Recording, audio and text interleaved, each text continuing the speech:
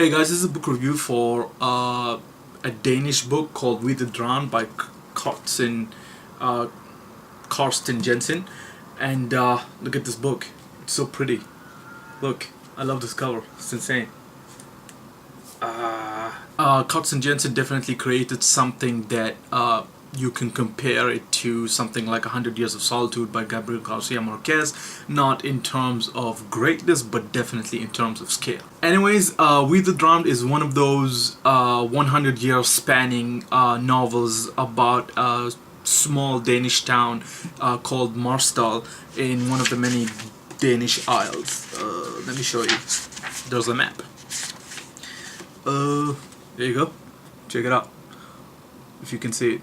So you start off the story with a guy named Lordus Madsen, and he is a sailor from Marstal, and he basically ends up sailing for the Danish Navy fighting against the Germans.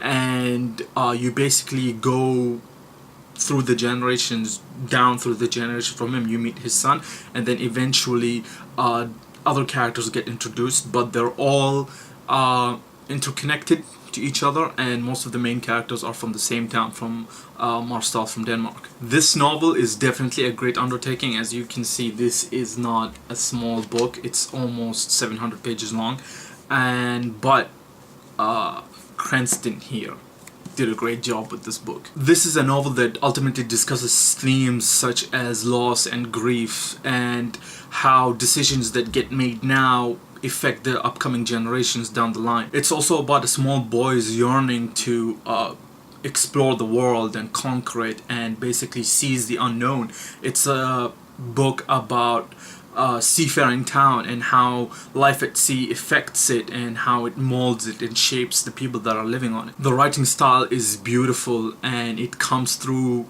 the translation. Whoever did the translation from Danish, I don't know Danish, but it's pretty good. The descriptions of the sea and the different ships that these characters sail on is just beautiful and always feels fresh, which is such a great feat considering that most of the time these characters are spending their time on these ships. So it never feels dull, it never feels like it's being overdone. It always feels fresh. It's always something new and interesting about the ships that they're on and about what's happening to them. The characters in this book seem very realistic, but at the same time they give off a feeling of being old and less than three-dimensional. More or less as if though their story is being told by an old man that only remembers them as wisps of memory, faded clouds that he kept alive in his mind. And I think that that is appropriate, since the story is told by a collective. The story is told by the whole town from different perspective. So I think in that respect, he definitely gets it right. On the whole though, it's not a very positive book. There are rare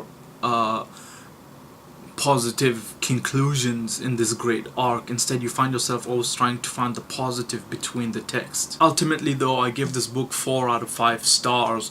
1 star short because of the reason I just mentioned. It was just too sad for me, but that doesn't mean that you shouldn't go out and read it, because this is an awesome book. Definitely check it out. And yeah, if you like this video, click the like button, subscribe to my channel. I'll see you guys later.